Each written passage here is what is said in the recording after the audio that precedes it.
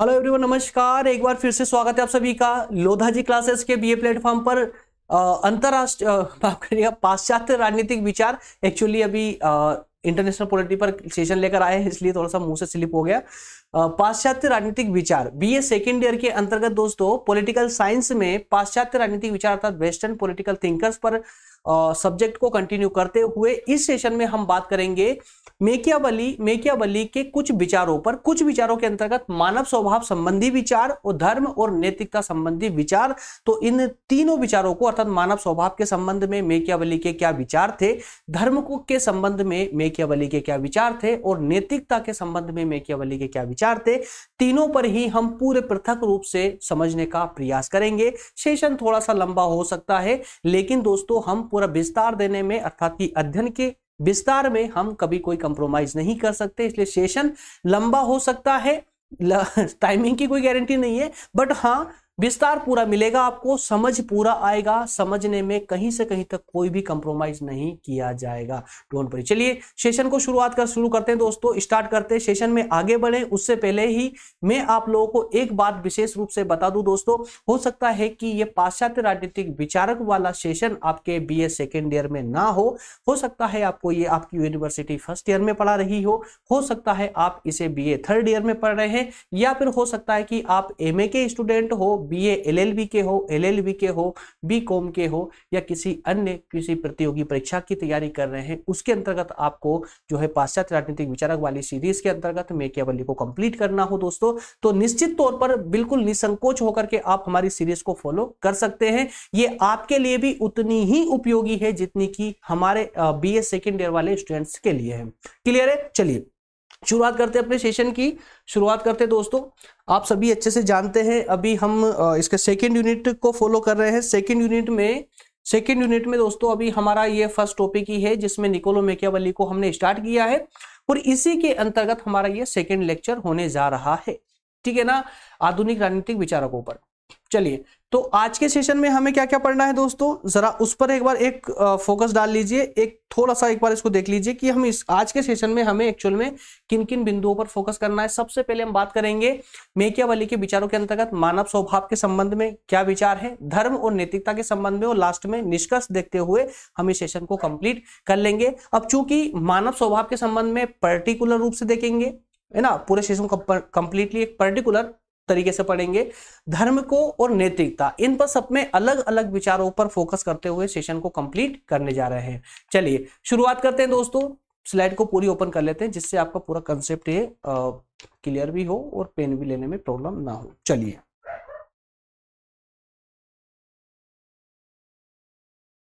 Okay friends, ठीक है। मेकियावेली, तो दोस्तों इससे पहले एक सेशन मेकियावेली पर हो चुका है ना, जिसमें हमने मेकियावेली के संबंध में एक साधारण सी बातें, बेसिक सी जो जितने भी कंसेप्ट थे मेकियावेली के संबंध में, उन सब पर हमने थोड़ा सा अच्छे से चर्चा की थी। अगर आपने उस सेशन को नहीं देखा है तो प्लीज कृपया करके उस सेशन को जरूर देख ले। उसके बाद में अगर आप इस सेशन को देखेंगे तो आपकी पूरी फ्रेम बनती हुई चली जाएगी। क्यों? क्योंकि जो हमने बेसिक बातें मेकियावेली के अध्ययन को लेकर के इससे पहले वाले सेशन में की है, वो सारी सामान्य बातें अब यहां पर नहीं कर सकते। अब यहां पर हमें स्पेशली मानव स्वभाव संबंधी विचारों पर डिस्कस करना है, नैतिकता और धर्म संबंधी विचारों पर डिस्कस करना है। इस कारण से दोस्तों जो बेसिक बातें पहले वाले सेशन में हो चुकी है उसको पहले देख लेंगे तो आपको जो है बेहतर अंडरस्टैंडिंग के लिए आपको काफी हेल्पफुल हो सकता है वो वाला सेशन, ठीक है ना। चलिए शुरुआत करते हैं दोस्तों। अब मैं आपको ये मानकर चल रहा हूं कि आपने इसके पहले का सेशन देखा हुआ है, मतलब मेकियावेली के संबंध में जो उनकी सामान्य धारणा थी उससे आप भली भांति परिचित है। अब उसके आगे का कंसेप्ट जो है वो इस प्रकार से है कि मेकियावेली ने कुछ विचार अपने प्रस्तुत किए हैं मानव के स्वभाव के संबंध में। सबसे इंपॉर्टेंट उनके कोई विचार है मेकियावेली के, तो वो मानव के स्वभाव के संबंध में क्या कहते हैं वो विचार है। क्यों? क्योंकि इनका जितना भी अध्ययन है, जितना भी इनका दर्शन है, वो पूरा दर्शन मानव के स्वभाव पर ही आधारित है। याद रखिएगा, मानव के स्वभाव पर आधारित है। मतलब ये कि उन्होंने चाहे राज्य के संबंध में कुछ बोला हो, चाहे उन्होंने धर्म के संबंध में कुछ बोला हो, चाहे वो नैतिकता के संबंध में कुछ भी विचार प्रस्तुत किए हो, वो सारे विचार उनके मानव के स्वभाव पर ही आधारित विचार है। ठीक है ना। और इसी के साथ ही साथ उन्होंने अपने इन विचारों को मानव स्वभाव को दृष्टि में रखते हुए जो अपने विचार प्रस्तुत किए हैं, वो सारे विचार किससे प्रभावित थे दोस्तों? तो वो उसके समय की इटली की जो परिस्थितियां थी, उन परिस्थितियों से प्रभावित थे। याद रखिएगा, इसलिए कहा गया है कि मैकियावेली के विचार तत्कालीन इटली की परिस्थितियों पर आधारित है। क्लियर है? तो इसीलिए दोस्तों स्लाइड में अब एक बार देखिए, इसको पढ़िए, आपको पूरा क्लियर होता चलेगा कि मैकियावेली का नैतिकता संबंधी विचार हो या धर्म संबंधी, राजनीति व समस्त जितना भी उनका दर्शन रहा है, समस्त दर्शन जो है मानव स्वभाव संबंधी विचारों पर ही आधारित है। मानव स्वभाव संबंधी मैकियावेली की धारणा उसके समस्त राजनीतिक दर्शन का केंद्र बिंदु है। ठीक है ना। और ये विचार जो हैं ये तत्कालीन इटली की परिस्थितियों पर ही आधारित थे। तो अब इसको व्यवहारिक रूप से समझने के लिए कुछ ऐसा समझिए कि मैकियावेली ने अपने जितने भी विचार प्रस्तुत किए हैं, जो भी उन्होंने अपना दर्शन दिया है, वो पूरा दर्शन जो है मानव के स्वभाव पर आधारित है, कि मानव को केंद्र बिंदु बना करके अपने विचार प्रस्तुत किए हैं उन्होंने। अब मानव को केंद्र बिंदु बनाकर उन्होंने क्या विचार दिए हैं, ये सारी बातें अभी आपको आगे जब हम इसके पूरे विस्तार से इसको पढ़ेंगे तो आपको एक एक बातें करके क्लियर होने वाली है। मानव को केंद्र बिंदु बनाकर तत्कालीन इटली की जो परिस्थितियां थी, उन परिस्थितियों के आधार पर इन्होंने अपने विचार प्रस्तुत किए हैं अपनी पुस्तकों के माध्यम से, अपनी पुस्तकों में लेखों के माध्यम से। क्लियर है?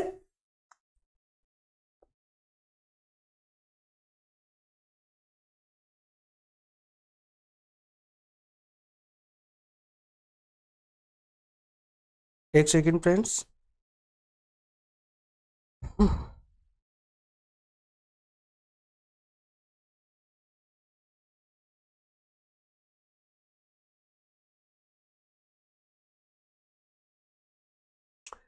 थोड़ा सा स्लाइड को पढ़िए, जब तक 1 मिनट एक रिप्लाई कर रहा हूं।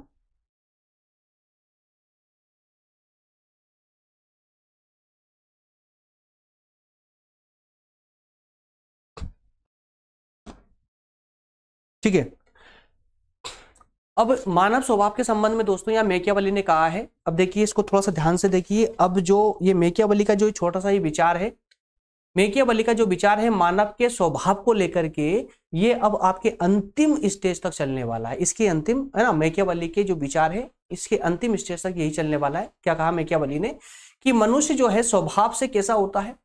पहले तो आप देखिए इस कंसेप्ट को क्लियर कीजिए। मानव स्वभाव संबंधी विचार मतलब क्या कि मैकियावेली ने मानव के स्वभाव के बारे में क्या कहा है। मैकियावेली ने मनुष्य के बारे में क्या कहा है कि मनुष्य कैसा होता है, व्यक्ति कैसा होता है ना। तो व्यक्ति के बारे में मैकियावेली का मानना या सोच कैसी है, ये बताता है मैकियावेली के ये विचार। तो मनुष्य स्वभाव से स्वार्थी होता है, घोर दानवी प्रवृत्ति वाला, दुष्ट होता है। क्या कहा है मैकियावेली ने? मैकियावेली ने कहा है कि जो मानव होता है, जो मनुष्य होता है, वो अपने स्वभाव से स्वार्थी होता है। कैसा होता है? स्वार्थी होता है और एक दुष्ट प्राणी होता है। तो मैकियावेली के अनुसार मनुष्य की सभी जितनी भी सामाजिक या राजनीतिक उसके जितने भी कार्य होते हैं, वो सबके सब वो अपने स्वार्थ के लिए करता है, ना कि किसी के हित के लिए।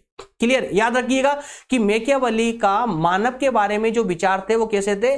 मानव पूरी तरह स्वार्थी है ना, और दानवी प्रवृत्तियों वाला दुष्ट प्राणी है। क्लियर है? तो मनुष्य की सभी सामाजिक और राजनीतिक, या कहे कि मनुष्य के सभी कार्य, मनुष्य जितने भी कार्य करता है वो स्वार्थवश करता है, अपने स्वार्थ की पूर्ति के लिए करता है। याद रखिएगा, अपने स्वार्थ की पूर्ति के लिए करता है। तो मैकियावेली की परिभाषा में मनुष्य को बहुत अच्छे से परिभाषित किया गया है ना। सुनने में थोड़ा अजीब लगता है, लेकिन दोस्तों इनके दर्शन को अगर हम वास्तविकता के पहलू में रखकर अगर तो लेना, तो ये 100% सच साबित होता है, सही, बिल्कुल सही प्रतीत होता है। क्योंकि आज के समय में भी कुछ इसी प्रकार की धारणा रखते हैं लोग, है ना। तो इनका दर्शन भले ही आगे चलकर हम देखेंगे निष्कर्ष में कि इनके दर्शन को एक्सेप्ट नहीं किया गया है, लेकिन वास्तविक रूप से देखा जाए तो भले ही हमने इनको सैद्धांतिक रूप से भले ही ना अपनाया हो, लेकिन व्यवहारिक रूप से आज सभी प्रत्येक देश की जो शासन व्यवस्था संचालित होती है वो इसी आधार पर होती है ना।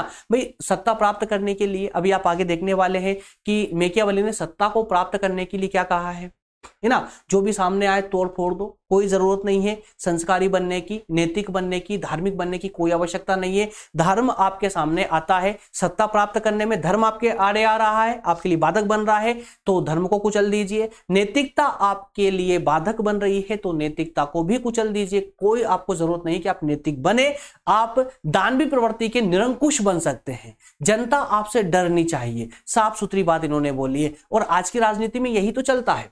अगर हम वर्तमान राजनीति की बात करें तो वर्तमान राजनीति में भी पॉलिटिकल पार्टी सत्ता प्राप्त करने के लिए क्या करती है दोस्तों, साम दाम दंड भेद सभी प्रकार के साधनों का प्रयोग करती है। अब वो साधन चाहे उत्तम हो या ना हो, क्या फर्क पड़ता है, उन्हें तो सत्ता से मतलब है। तो मैकियावेली की परिभाषा में आज के राजनीतिक दल सटीक बैठते हैं सत्ता प्राप्त करने के उद्देश्य को लेकर के। अभी आप आगे देखने वाले हैं, तो यहां से बस आपको इतना समझना है कि मैकियावेली ने मानव के स्वभाव के बारे में क्या कहा है। तो उन्होंने स्पष्ट कहा है कि मानव जो है स्वभाव से एकदम पूरी तरह से क्या होता है, स्वार्थी होता है और एक दानवी प्रवृत्ति वाला व्यक्ति होता है। इसलिए उसके जितने भी कार्य होते हैं वो सब उसके स्वार्थ की पूर्ति के लिए ही किए जाते हैं। और यहां पर मैकियावेली ने अपना जितना भी दर्शन दिया है या जितना भी अपना साहित्य कहे कि जितनी भी उसने रचना की है या राज्य के बारे में, धर्म के बारे में, नैतिकता जितनी भी बारे में उन्होंने अपने विचार दिए हैं वो सारे विचार मानव के स्वभाव पर आधारित है। ठीक है ना। चलिए आगे बढ़ते हैं दोस्तों, आगे बढ़ते हैं। अब हम बात करते हैं कि मैकियावेली ने मानव के स्वभाव के बारे में जो कहा है।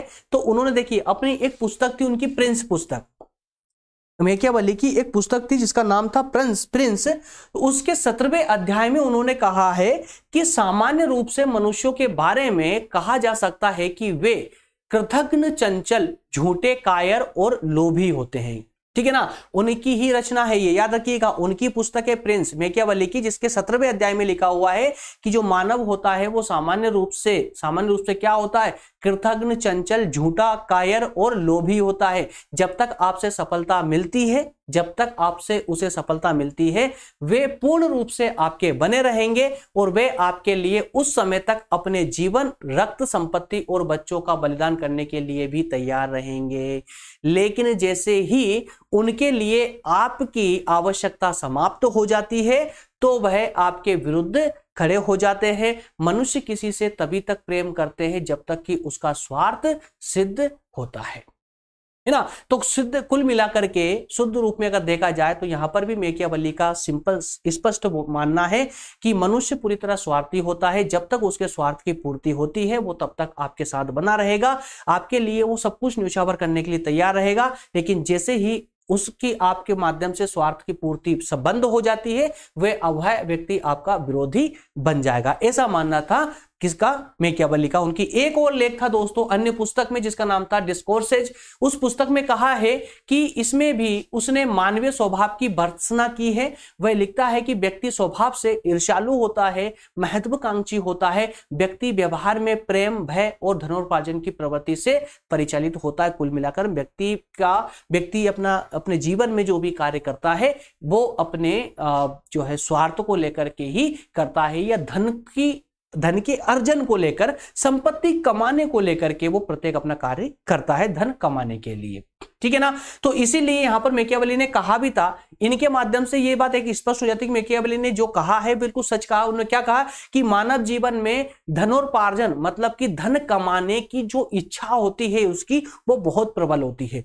धन कमाने की जो इच्छा होती है बहुत प्रबल होती है। और उसने मैकियावेली ने तुलना करते हुए कहा है, उन्होंने कहा है कि कोई व्यक्ति उस व्यक्ति को तो माफ कर सकता है जो उसके पिता की हत्या कर दे, लेकिन वो उस व्यक्ति को कतई माफ नहीं कर सकता जो उसकी संपत्ति को लूट ले, है ना। ये मैकियावेली ने कहा है, मैं नहीं बोल रहा हूं। मैकियावेली ने मानव के स्वभाव के बारे में, देखिए मानव के स्वभाव को कितना गिरा दिया नीचे, समझिए बात को। और वास्तविक रूप से सिर्फ मैकियावेली ने नहीं गिराया, लेकिन आज का व्यक्ति वास्तविक रूप से ऐसा बन चुका है ना, वास्तविक रूप से ऐसा बन चुका है कि क्या कहा उन्होंने कि मैकियावेली का क्या कहा है कि व्यक्ति उस व्यक्ति को तो माफ कर सकता है जिसने उसकी पिता की हत्या की हो, लेकिन वो उस व्यक्ति को कतई माफ नहीं कर सकता जिसने उसका धन लूटा हो, है ना। तो क्या कहा, अपनी संपत्ति छीनने वाले की अपेक्षा एक व्यक्ति अपने पिता के हत्यारे को अधिक सुगमता से माफ कर सकता है, क्षमा कर देता है।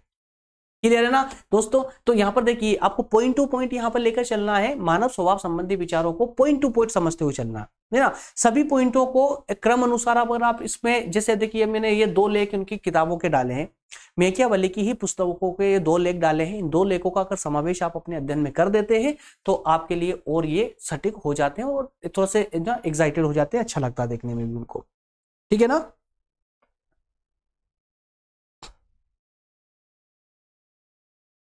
Good, very good.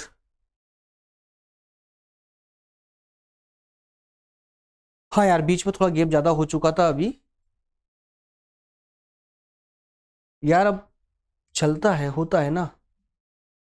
ओके, तो आगे बढ़ते हैं दोस्तों, आगे बढ़ते, आगे बढ़ने से पहले एक पॉइंट इसका रह चुका था, अब इसमें आगे इसको कंटिन्यू करते हुए जरा देखिए कि मनुष्य में जो इच्छा होती है, वो इच्छा, देखिए मनुष्य कोई भी अपना कार्य करता है मैकियावेली के अनुसार, है ना, मेरे अनुसार अब कुछ भी नहीं है यहाँ पर, किसी के अनुसार कुछ भी नहीं है, सब मैकियावेली के दर्शन को हम पढ़ रहे हैं। तो मैकियावेली के विचार यहाँ पर क्या बोलते हैं उसको जरा समझिए। मैकियावेली का मानना है कि मनुष्य में एक इच्छा की प्रधानता होती है, एक इच्छा होती है ना, जो प्रधान होती है उसके अंदर, और वो उस इच्छा की पूर्ति के लिए ही सारे कार्य करता है। तो ये, और जो मनुष्य की इच्छाएं होती है वो असीम होती है, अनंत होती है। जैसे जैसे उस इच्छाओं को पूरा करता जाएगा व्यक्ति, उसकी इच्छाएं और बढ़ती जाएगी, कम नहीं होगी, संतुष्ट नहीं होगी, बल्कि उसकी इच्छाएं और बढ़ती चली जाएगी, है ना। तो इन इच्छाओं की पूर्ति के लिए ही वो अपने जीवन का प्रत्येक कार्य करता है। तो स्वार्थ के अलावा एक बात और बोली है, तो जो इच्छाओं की पूर्ति मतलब उसका स्वार्थ, तो यहां पर व्यक्ति को एक तो स्वार्थ प्रभावित करता है, साथ ही साथ में स्वार्थ के अलावा एक चीज और होती है, डर, भय, है ना। जब भय आता है तो वो अपना सारा स्वार्थ भूल जाता है ना, अंततः भगवान की उसे याद आती है, ठीक है ना। तो स्वार्थ के साथ में मनुष्य की एक प्रवृत्ति और होती है भय। तो स्वार्थ, इसलिए यहां पर आगे उसने मैकियावेली ने कहा भी है, शासक को भी कहा है कि भाई आप है ना उस व्यक्ति की चाहे हत्या कर दीजिए, आप उसको मार ठोक लीजिए, उसकी संपत्ति मत लूटिए। क्यों? क्योंकि उसके अंदर इच्छा की प्रधानता होती है, वो बड़ा स्वार्थी होता है, धन नहीं छोड़ना चाहता, सब कुछ छोड़ देगा, धन नहीं छोड़ना चाहता है ना। और दूसरी बात उन्होंने क्या बोली है कि अगर व्यक्ति नैतिक नहीं है ना, जनता नैतिक नहीं है, तो उसको डराकर शासन कीजिए, कोई प्रॉब्लम नहीं, डराकर भी आप शासन कर सकते हैं। तो क्यों? क्योंकि उसके अंदर एक तो डर होता है और एक होता है उसका स्वार्थ, इसके अलावा उसके अंदर कुछ नहीं होता है। क्लियर है? अब यहां पर आगे हम इसी अध्ययन में इसको कंटिन्यू करते हुए अब यहां पर यह चर्चा करने वाले हैं कि मैकियावेली के अनुसार राज्य और शासन के संबंध में उसने कुछ विचार जो दिए थे, राज्य और शासन के संबंध में, वो मानव स्वभाव पर कैसे आधारित है। जो हमने प्रारंभ में देखा था ना कि उनका पूरा दर्शन मानव के स्वभाव पर आधारित है, तो कैसे आधारित है भाई, जरा वो भी तो देख ले। ऐसे कि उनका कहना है कि मानव स्वभाव से दुष्ट और धोखेबाज होता है, इसलिए सरकार भी उतनी ही निरंकुश होनी चाहिए, है ना, सरकार भी उतनी ही निरंकुश होनी चाहिए, शक्तिशाली होनी चाहिए। जो राजा है, शासक है, वो प्रजावत्सल नहीं हो चलेगा, कोई जरूरी नहीं है, लेकिन उसे इतना शक्तिशाली होना चाहिए कि लोग उससे डरे, उससे डर के उसकी आज्ञाओं का पालन करे। तो पहले पॉइंट में उन्होंने स्पष्ट कह दिया कि मानव स्वभाव से दुष्ट प्राणी होता है, धोखेबाज होता है, इसलिए शासक मतलब सरकार का भी निरंकुश होना जरूरी है। मतलब खुले अर्थों में मैकियावेली ने निरंकुश शासन की का जो है समर्थन किया है। क्लियर है? अगले पॉइंट में उन्होंने कहा है कि एक कुशल शासक छल बल मतलब कि किसी भी साधन का, सत्ता प्राप्त करने के लिए किसी भी साधन का प्रयोग कर सकता है, किसी भी साधन का प्रयोग करे, छल का प्रयोग करे, बल का प्रयोग करे, बस उसे एक अच्छा शासक बनना है, एक अच्छा शक्तिशाली शासक बनना है, ठीक है ना। और जब अच्छा शासक होगा, शक्तिशाली शासक होगा, तो जनता उससे डरेगी, वो जनता डर के उसका सम्मान करेगी, जिससे उस शासक की प्रतिष्ठा में वृद्धि हो जाएगी, ठीक है ना। और इसी क्रम में उन्होंने एक बात और स्पष्ट तौर पर कही है कि जो जनता होती है, जो मनुष्य होता है, वो जो है धन या कहें कि संपत्ति अर्जन की उसके अंदर सबसे बड़ी प्रधानता होती है, सबसे बड़ी इच्छा होती है कि संपत्ति अधिक से अधिक कमाए। इसलिए मैकियावेली ने शासक को स्पेशल समझाया है, उन्होंने स्पष्ट कहा है कि एक बुद्धिमान शासक वह होगा जो व्यक्ति की हत्या भले ही कर दे पर उसके धन को ना लूटे, उसके धन को ना लूटे मतलब उसके धन को कोई चोट ना पहुंचाए, है ना। डराकर शासन कीजिए चलेगा, व्यक्ति को मार डालिए चलेगा, लेकिन उसकी संपत्ति को मत लूटिए, क्योंकि संपत्ति आपने लूटी तो व्यक्ति इतना लोभी है कि सारी जनता आपके खिलाफ होकर के क्रांति कर देगी, विद्रोह कर देगी और आपकी शासन व्यवस्था को उखाड़ फेंकेगी। है ना। तो इस प्रकार से मैकियावेली ने मानव स्वभाव को एकदम परिदृश्य कर दिया, एकदम खोल के रख दिया है पूरा। उसकी जो वास्तविकता है ना, उन्होंने अपने तत्कालीन इटली की जो समस्याएं थी उस समय, उनके समय में, मैकियावेली के समय में इटली की जो परिस्थितियां थी उस समय, उन परिस्थितियों के आधार पर इन्होंने अपना दर्शन दिया था। उस समय की जो इटली की जनता थी वो इसी प्रकार से भ्रष्ट हो चुकी थी। भाई भ्रष्ट करता कौन है यार? ऊपर से, है ना, टॉप टू डाउन होती है भ्रष्टाचार, टॉप टू डाउन बढ़ता है। हालांकि वर्तमान परिस्थितियां कुछ अलग है, अप टू डाउन भी चलता है, अप टू, है ना, जो है बॉटम टू टॉप भी चलता है। लेकिन उस समय में क्या था कि जितने भी राजनीतिक जो पद थे, बड़े बड़े पद थे, वो पूरे तरह भ्रष्ट हो चुके थे। पादरी थे जो चर्च के प्रधान हुआ करते थे, जहां पर जो राजनीति, किसको शासक बनाना किसको नहीं बनाना, ये सारी प्रक्रिया जो है चर्चों में हुआ करती थी। तो सबके पोप, सब पादरी, सबके सब भ्रष्ट हो चुके थे। तो जब वो भ्रष्ट होंगे तो जनता कहां से नैतिक रह जाएगी? उनका भ्रष्ट होना तो तय है।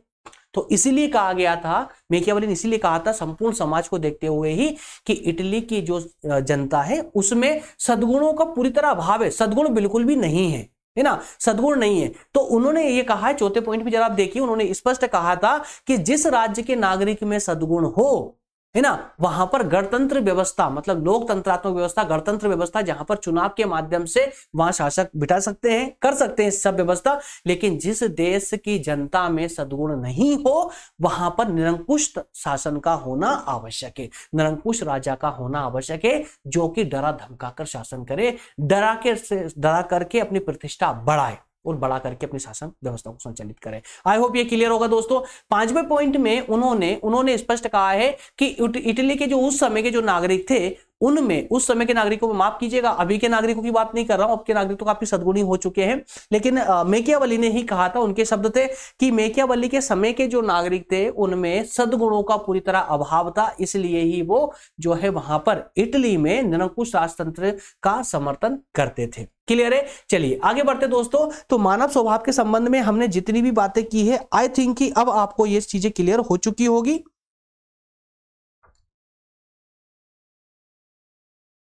ओके, अब थोड़ा सा दोस्तों हम इसके बारे में कुछ नेगेटिव पॉइंट को भी जरा थोड़ा सा देख लेते हैं, जिससे हमारा कंसेप्ट पूरी तरह क्लियर हो जाए।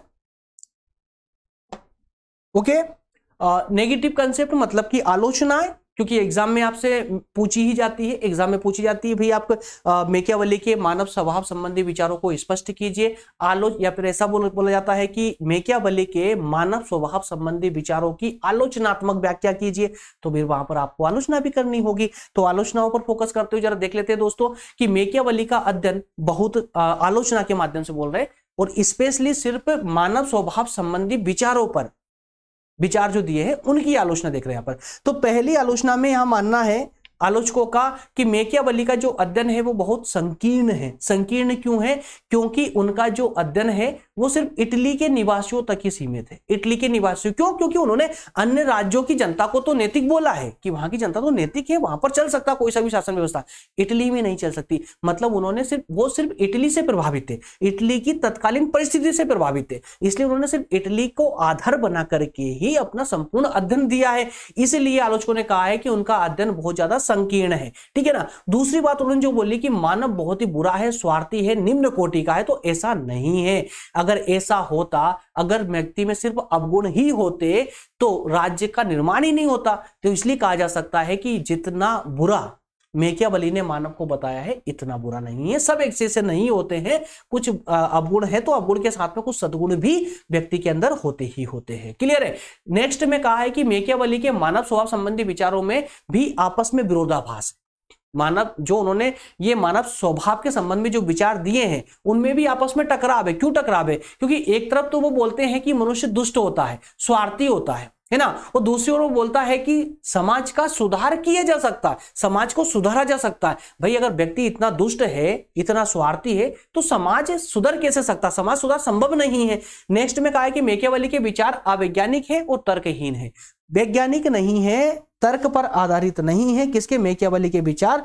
तो यहां पर भी उनका स्पष्ट मानना था, उन्होंने अपने विचारों की पुष्टि में कोई उचित तर्क नहीं दिए हैं, जैसे कि होब्स ने अपने विचारों की पुष्टि में उचित तर्क दिए हैं, उन्होंने सिद्ध करके बताया। उन्होंने भी होब्स ने, इसके आगे पढ़ने वाले हैं होब्स के बारे में भी, तो होब्स ने भी मानव के स्वभाव के संबंध में अध्ययन किया है। तो मानव स्वभाव के जो दोष हैं उन दोषों को उन्होंने सिद्ध भी किया है, वो दोष को दूर करने के जो सुझाव है वो सुझाव भी दिए हैं।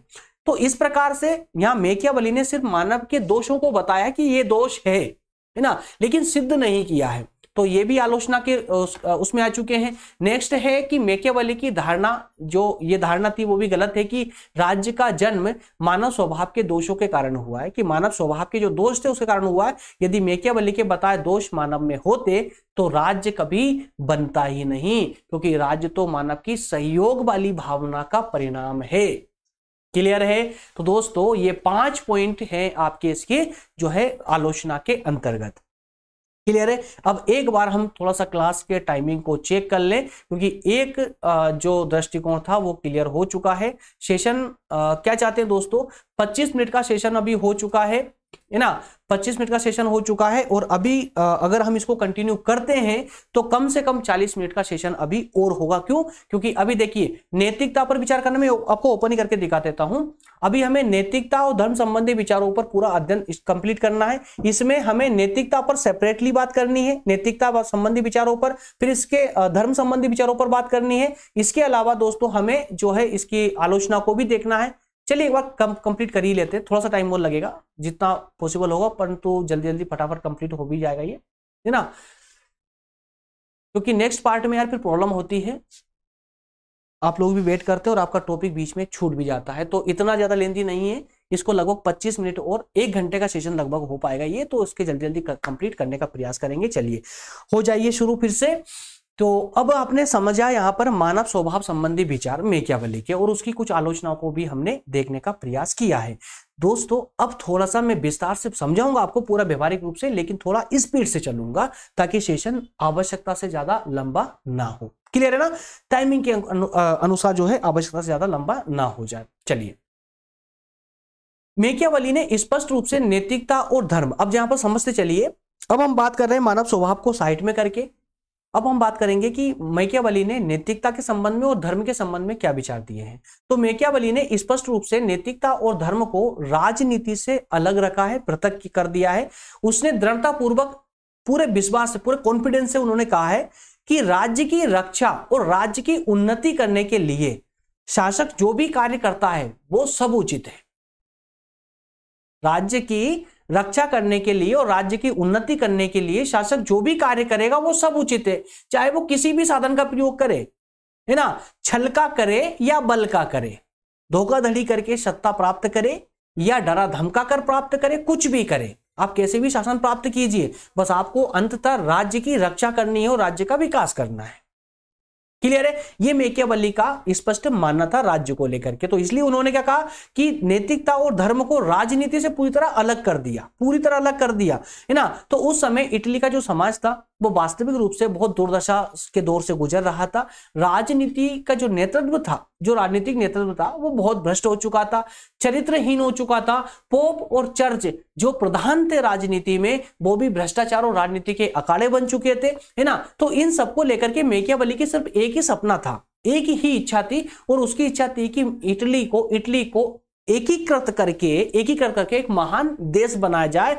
और इस काम में, इटली को एक महान देश बनाने के काम में, अगर धर्म और नैतिकता अगर बाधक बनती है तो उनको कुचला जा सकता है। शासक को नैतिकता और धर्म की कोई चिंता करने की आवश्यकता नहीं है, वो चाहे तो नैतिकता और धर्म दोनों को कुचल के भी अपने लक्ष्य को प्राप्त कर सकता है, इटली को एक महान देश बनाने के लिए। क्लियर है? तो इसके लिए दोस्तों देखिए, एक सामान्य सा अध्ययन का किस प्रकार का था, साफ साफ कहा उन्होंने कि नैतिकता और धर्म से कोई मतलब नहीं है राजनीति के अंदर। राजनीति में एक ही चीज है कि शासक को सत्ता प्राप्त करने में चाहे किसी भी साधन का प्रयोग करना पड़े, कोई प्रॉब्लम नहीं है, कीजिए आप, बस आप कैसे भी करके राज्य का विकास कीजिए। अब मैकियावेली ने जो दर्शन अपना दिया था उसमें उन्होंने जो इटली की उस समय की जो दुर्दशा थी, उस दुर्दशा को ध्यान में रखते हुए दिया था। तो उन्होंने कहा था कि इटली को आप कैसे भी करके भ्रष्टाचार से मुक्त करा करके एक महान राज्य के रूप में जो है इसको स्थापित करें। तो इस महान राज्य, महान देश के रूप में स्थापित करने के लिए अगर राजा शासक शासक के सामने, सरकार के सामने अगर धर्म बाधक बनता है या नैतिकता बाधक बनती है तो शासक बिना सोचे समझे उस धर्म को कुचल सकता है, नैतिकता को कुचल सकता है। कोई जरूरत नहीं है किसी धर्म का पालन करने की या नैतिकता का पालन करने की, इटली को एक छत्र राज्य बनाने के लिए। क्लियर है ना? अब दोस्तों इन दोनों कंसेप्टों को, किस किस को, नैतिकता और धर्म, दोनों को हम सेपरेटली जरा समझने का प्रयास करते हैं। सबसे पहले देखते हैं नैतिकता संबंधी विचार। तो मैकियावेली ने नैतिकता को लेकर के क्या विचार प्रस्तुत किए हैं, जरा इस पर फोकस कीजिए। तो मैकियावेली ने स्पष्ट तौर पर कहा है कि मानव जो है स्वभाव से, ये मैं आपको कई बार रिपीट कर चुका हूं, है ना। तो उन्होंने कहा कि मानव जो है स्वभाव से कैसा होता है, दुष्ट और लालची होता है ना। तो ऐसे जो लोग दुष्ट हो और लालची हो, में है ना, दुष्ट हो या लालची हो, ऐसे लोगों पर कोरी नैतिकता का कोई प्रभाव नहीं पड़ता है, कोरी नैतिकता का कोई प्रभाव नहीं पड़ता है। इसलिए राजा को नैतिकता की चिंता किए बिना दृढ़ता पूर्वक शासन करना चाहिए, मतलब शक्ति का प्रयोग करना चाहिए। क्लियर है? क्यों? क्योंकि मानव दुष्ट है ना, क्योंकि वो अपनी हरकतें करेगा, अपनी लालची प्रवृत्ति के अनुसार अपनी स्वार्थ सिद्धि के लिए वो कुछ भी कार्य करने के लिए तैयार हो जाएगा। वो शासक के विरोध में भी हो सकता है, इसलिए शासक को शक्तिशाली होना चाहिए, निरंकुश होना चाहिए। ठीक है ना। तो मैकियावेली नैतिकता के दोहरे मापदंड की व्यवस्था करता है। दोहरे मापदंड की, इससे पहले मैंने बात की थी आपको, वो चाहता है कि जनता तो नैतिक रहे, है ना। नैतिकता के मामले में मैकियावेली जो है दोहरे मापदंड की बात करता है। दोहरे मापदंड का मतलब यह हुआ कि मैकियावेली चाहता है कि जनता का नैतिक होना बहुत जरूरी है, जनता का नैतिक होना बहुत जरूरी है, लेकिन शासक का नैतिक होना कोई आवश्यक नहीं है। याद रखिएगा, तो जनता नैतिक रहे, क्योंकि नैतिक जनता के बिना अच्छे समाज की रचना नहीं हो सकती। लेकिन शासक के लिए नैतिक होना जरूरी नहीं है। शासक अच्छे उद्देश्य के लिए आवश्यकता के अनुसार अनैतिक साधनों का भी प्रयोग कर सकता है। किसी भी साधन का प्रयोग करना पड़े, बस उसके जो उद्देश्यों की पूर्ति होनी चाहिए। तो मैकियावेली के अनुसार राजा के लिए यह आवश्यक नहीं है कि वह एक अच्छा व्यक्ति हो, लेकिन उसके लिए यह आवश्यक है कि वो अच्छा व्यक्ति दिखे। समझिए, यहां पर राजा के लिए यह आवश्यक नहीं है कि वो अच्छा व्यक्ति हो, बल्कि उसके लिए यह जरूरी है कि वो जनता के सामने अच्छा व्यक्ति दिखे, कि ये राज्य का विकास कर रहा है, ये हमारा हितैषी है, हमारा शत्रु नहीं है। दिखना जरूरी है, अच्छा, है ना। तो इस प्रकार मैकियावेली ने राजनीति और नैतिकता को हमेशा अलग अलग रखा है। क्लियर है दोस्तों? अब इसका सेकंड पक्ष क्या है, धर्म संबंधी विचार। तो इस धर्म को लेकर के भी मैकियावेली ने स्पष्ट तौर पर कहा है, इसको एक बार आप पढ़ लीजिएगा, मैं आपको थोड़ा शॉर्ट में समझा रहा हूं।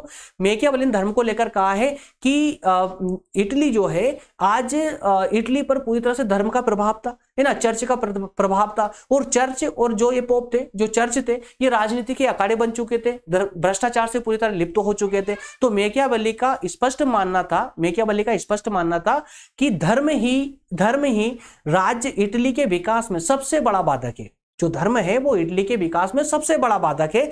इसलिए शासक को धर्म की कोई परवाह ना करते हुए इटली का हर संभव तरीके से, प्रत्येक साधन से उसका विकास करना चाहिए। अगर शासक के रास्ते में धर्म आता है तो वो धर्म को भी कुचलकर आगे बढ़ सकता है। मैकियावेली ने अपने स्पष्ट शब्दों में कहा था कि राजनीति का धर्म से कोई संबंध नहीं है। यदि राजा को लगे कि धर्म उसके कार्य में बाधक बन रहा है तो वह धर्म को कुचल दे। परंतु मैकियावेली एक बात और भी जानता था कि धर्म में बहुत शक्ति है, धर्म में बहुत शक्ति है। तो इसीलिए दूसरे पक्ष में वो ये भी बोलता है कि शासक उस धर्म की जो शक्ति है, उस शक्ति का प्रयोग वो राज्य के अपने हित में करे, अपने हित में करे। धार्मिक, क्योंकि धर्म को लेकर जनता में बहुत भयानक आस्था होती है, बहुत खतरनाक तरीके से आस्था होती है। धर्म के विरोध में वो कुछ भी नहीं सुन सकते। तो वो जो आस्था है, वो जो शक्ति है धर्म की, उस शक्ति का राष्ट्र के हित में प्रयोग करे शासक, अपने विरुद्ध में नहीं।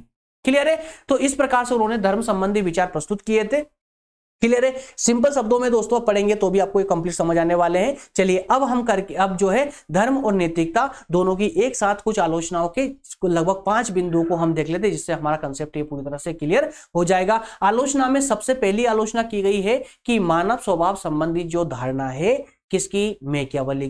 मैकियावेली की मानव के स्वभाव के संबंध में जो धारणा है वो गलत है। किसने कहा? आलोचकों ने कहा, मैंने नहीं कहा। क्या कहा उन्होंने कहा है कि मैकियावेली ने जो नींव बनाई है, जो आधार बनाया है मानव स्वभाव का, वो उनका आधार ही गलत है। कैसे गलत है? मानव के स्वभाव के आधार पर आपने सब विचार प्रस्तुत किए, वो सब अच्छी बात है, लेकिन मानव के स्वभाव को आपने पूरी तरह से गंदा साबित कर दिया। आपने कह दिया कि वो तो बहुत नीच इंसान, नीच होता है व्यक्ति, बहुत ही गलत होता है, बहुत ही जो है भ्रष्ट होता है ना, दुष्ट प्राणी होता है। तो ऐसा व्यक्ति राज्य का विकास कैसे कर सकता, राज्य का निर्माण कैसे कर सकता है ना। तो इतना भी व्यक्ति दुष्ट या कायर नहीं होता है। तो आलोचकों का मानना है कि जितना व्यक्ति को मैकियावेली ने जितना दुष्ट बताया है, जितना कायर बोला है, इतना दुष्ट या कायर नहीं होता है।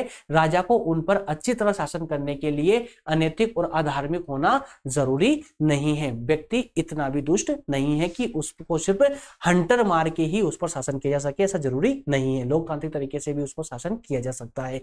दूसरी आलोचना के तहत कहा है कि तत्कालीन परिस्थितियां सर्वकालिक परिस्थितियां नहीं। बिंदु को समझने का प्रयास कीजिए। तत्कालीन परिस्थितियां, मैकियावेली का जो दर्शन था वो इटली की तत्कालीन परिस्थितियों पर आधारित था। इटली की उस समय की जो परिस्थितियां थी, है ना, मैकियावेली के समय की इटली की जो परिस्थितियां थी, उनका पूरा अध्ययन उस पर आधारित था। तो आलोचकों का कहना है कि भाई मैकियावेली के समय में इटली की जो परिस्थितियां थी, वो परिस्थितियां हमेशा थोड़ी नहीं रहती है। तो इसलिए हो सकता है कि उनका दर्शन उस समय के लिए उचित हो, लेकिन आज के लिए उचित नहीं है। क्यों? क्योंकि उस समय परिस्थितियां अलग थी, आज अलग है, इसलिए इनके दर्शन को हम एक्सेप्ट कर ही नहीं सकते। तो मैकियावेली का संपूर्ण चिंतन तत्कालीन परिस्थितियों पर आधारित है। उस समय का इटली का समाज कंप्लीटली पूरी तरह से अनैतिक नहीं था, जैसा कि मैकियावेली ने बताया था। चर्च का भी जो है पतन हो चुका था, चर्च का पतन होना प्रारंभ हो चुका था। मैकियावेली का निजी अनुभवों के आधार पर जो ये नियमों का निर्धारण हुआ है, ये सब गलत बताया गया है इन विद्वानों के माध्यम से। इसलिए कहा है कि ऐसे सिद्धांत जो मैकियावेली ने प्रस्तुत किए हैं वो सही किसी परिस्थिति में सही हो ही नहीं सकते हैं। तीसरा है नैतिकता का दोहरा मापदंड। नैतिकता का दोहरा मापदंड क्या कि मैकियावेली ने नैतिकता के दोहरे मापदंड को प्रतिपादित किया। उसका मानना था कि जनता को नैतिक होना चाहिए, परंतु शासक का नैतिक होना आवश्यक नहीं है, है ना, स्पष्ट कहा था उन्होंने। जबकि वास्तविकता यह है कि जिस समाज में शासक नैतिक नहीं होगा, वहां की जनता नैतिक कैसे हो सकती है। जब शासक अनैतिक होगा तो जनता भी उसी को फॉलो करेगी, जनता भी अनैतिक ही होगी। क्लियर है? चलिए एक नेक्स्ट पॉइंट है, इसी में धर्म का सही अर्थ नहीं लिया गया है। मैकियावेली ने धर्म का सही अर्थ नहीं जाना था, उसने केवल धर्म का विकृत और दूषित रूप को ही देखा, धर्म के रचनात्मक रूप को नहीं देखा, उसने इग्नोर कर दिया। इस कारण धर्म के प्रति उसका जो दृष्टिकोण था वो बहुत संकुचित था, संतुलित नहीं था। माफ कीजिएगा, संतुलित दोस्तों मिसप्रिंट हो चुका है, संकुचित दृष्टिकोण संकुचित था, धर्म को लेकर संकुचित था, ठीक है ना। उसने धर्म का एक पक्ष देखा, दूसरा पक्ष नहीं देखा था। नेक्स्ट है निरंकुशवाद का समर्थन। तो मैकियावेली ने अपने पूरे अध्ययन में स्पष्ट कहा है कि मानव चूंकि धूर्त है, दुष्ट है, इसलिए उस पर जो है उसको डरा धमका कर ही उस पर शासन किया जा सकता है। इसलिए मैकियावेली इटली में निरंकुश राजतंत्र की स्थापना का समर्थन करता है, जो कि गलत है ना। मैकियावेली का शासक धूर्त और निरंकुश है, वह अपने राजा को शक्ति का निर्ममता पूर्वक प्रयोग करने की अनुमति देता है। इस प्रकार वह निरंकुशवाद का समर्थन करता है। आई होप क्लियर होगा दोस्तों। निष्कर्षतः पूरे टॉपिक को इतना सब कुछ पढ़ने के बाद में, मानव स्वभाव संबंधी विचारों को देखने के बाद, नैतिकता और धर्म संबंधी विचारों को भी देखने के बाद में अंततः हम बात करते हैं निष्कर्ष के अंतर्गत। तो निष्कर्ष में हमें इस सटीक रूप से कह सकते हैं कि मैकियावेली के नैतिकता और धर्म संबंधी विचारों की आलोचना के बाद भी यह कहना उपयुक्त होगा कि उसके विचारों को गलत समझा गया है। उसके विचारों को गलत समझा गया है। वह ना तो अनैतिक था और वह ना अधार्मिक था, वो तो गैर नैतिक था और गैर धार्मिक था। मतलब ये कि नैतिकता के विरुद्ध नहीं था वो, और ना ही धर्म के विरुद्ध था, बल्कि वो तो दोस्तों धर्म के विरुद्ध नहीं था, वो सिर्फ एक मूक दर्शक था, ना उसके पक्ष में ना उसके विरोध में। नैतिकता के पक्ष में भी नहीं था तो वो उसके विरोध में भी नहीं था। वह नैतिकता और धर्म का विरोधी ना होकर के उनके प्रति क्या था, उदासीन था। वह यथार्थवादी था। वह क्या था दोस्तों, यथार्थवादी था। तो इसको मैकियावेली को लेकर के मैक्सी ने कहा है, जिसको हम निष्कर्ष में इनके शब्दों को प्रयोग कर सकते हैं कि सामान्यतः मैकियावेली के सिद्धांत को अस्वीकार किया जाता है, परंतु व्यवहार में उनका नियमित रूप से अनुसरण किया जाता है ना।